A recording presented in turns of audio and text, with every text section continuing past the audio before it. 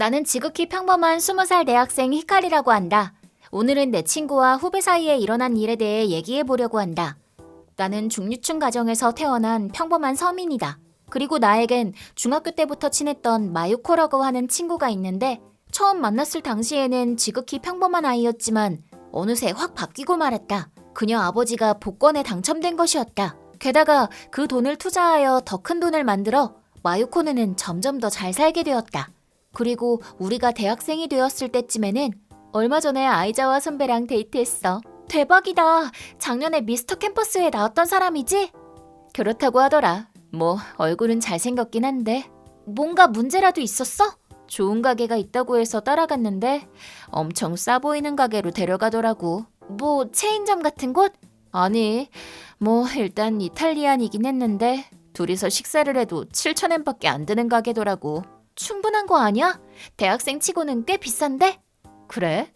우리가 가족끼리 가는 레스토랑은 0이 하나 더 붙거든. 거기가 특수한 거겠지. 그리고 더 대박인 건 차야. 그 선배 차도 있어? 아니, 자기 집 차 빌려서 데리러 왔어. 다 낡아 빠진 이상한 패밀리카였다고. 아니, 대학생 치고는 나쁘지 않은 거라니까.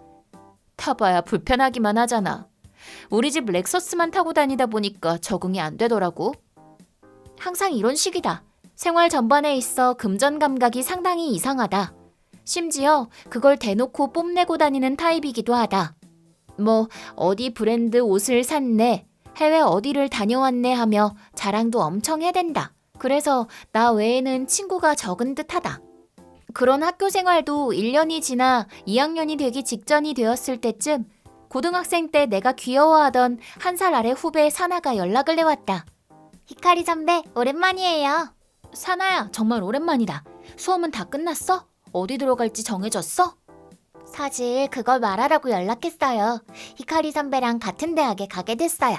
정말? 네, 간당간당하기는 했지만 운 좋게 합격하게 되었네요.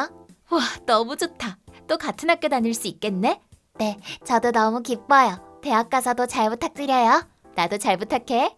사나는 부활동 후배였기 때문에 특별히 나를 더 잘 따랐다. 그러니 같은 대학을 골라준 게 너무 기뻤다.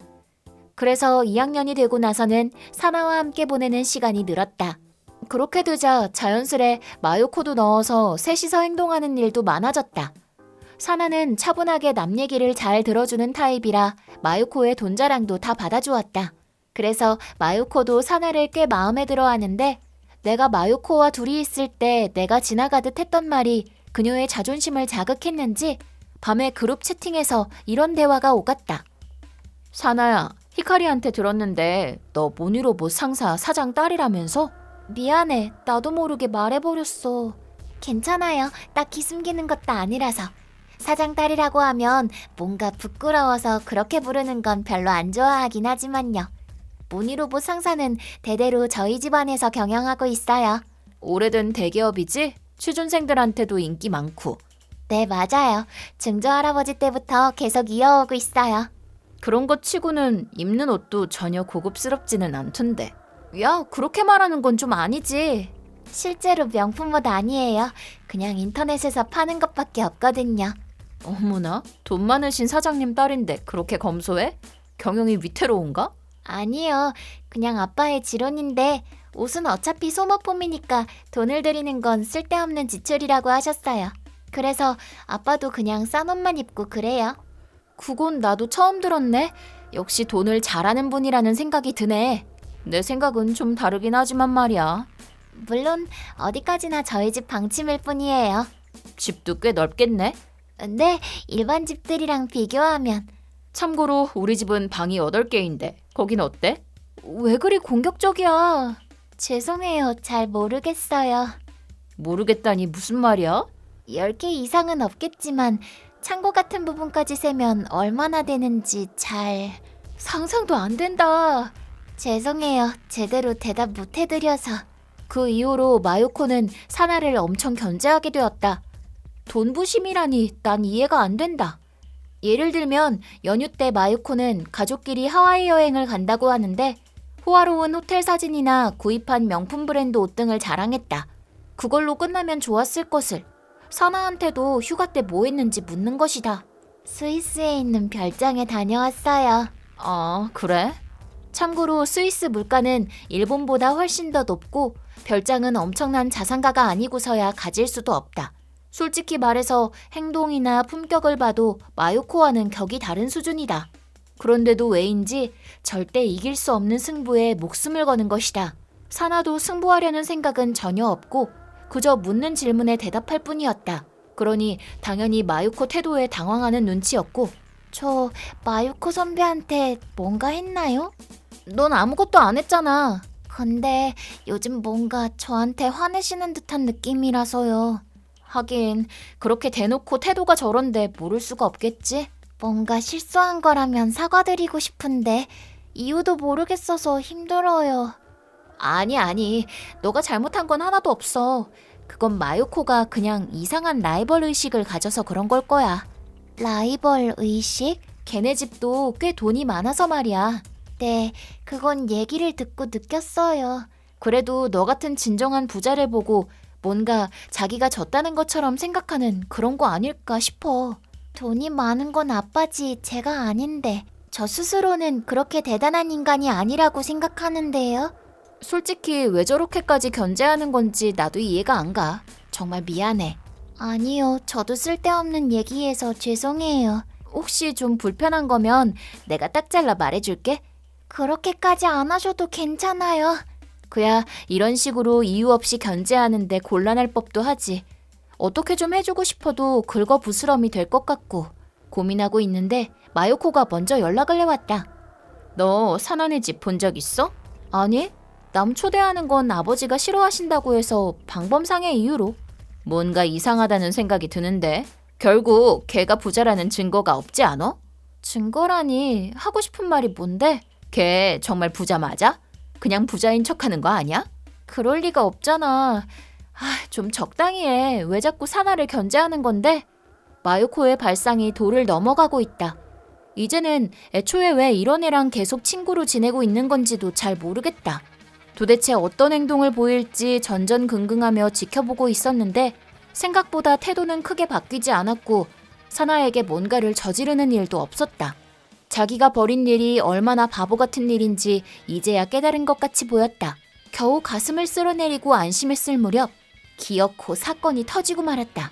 하필 그룹 채팅에서 마요코가 일을 벌이고 만 것이다. 역시 내가 생각한 대로였네. 뭐가? 이것 좀 봐. 첫 번째 사진은 사나가 사는 집이야. 누가 봐도 지극히 평범한 자취방 건물이잖아. 심지어 패밀리 레스토랑에서 알바라니 그게 부잣집 따님이 할 만한 일인가? 너 설마 미행까지 해가면서 사진 찍은 거야? 덕분에 증거를 찾았지. 그래서 둘러댈 말은 있니, 사나야? 아니요.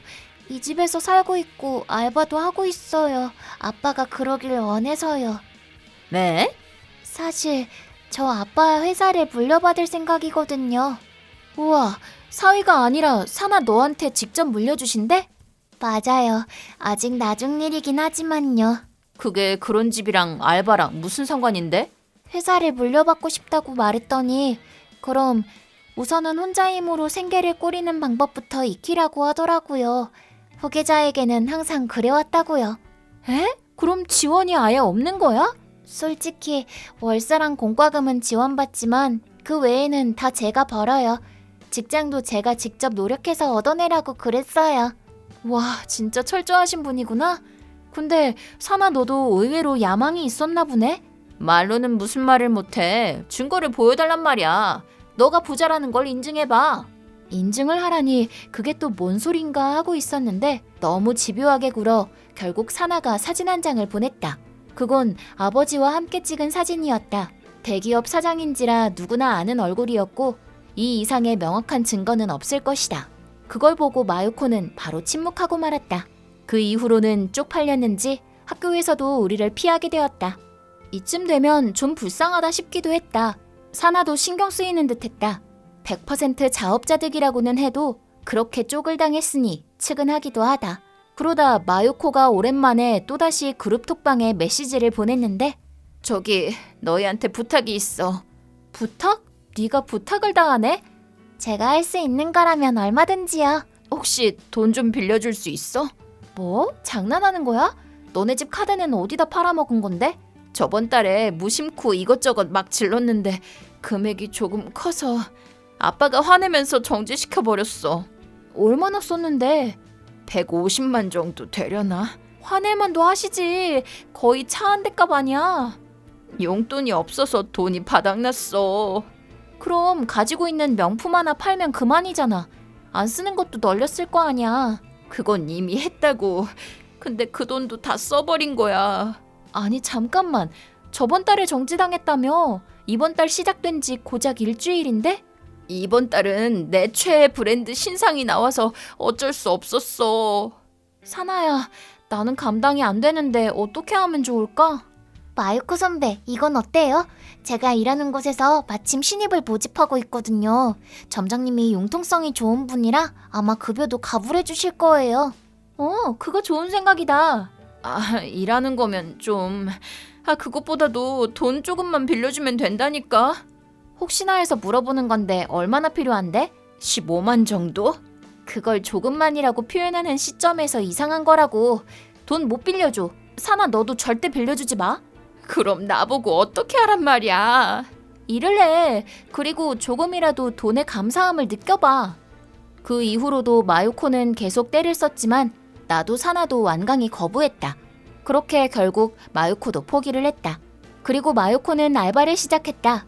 하지만 오냐오냐 하면서 커온 그녀에게 노동은 너무나도 힘들었는지 아무도 안 하는 실수를 연발해가며 직장에서는 선배인 사나에게 도움받고 점장에게는 혼나가며 힘든 날들을 보내고 있다고 한다.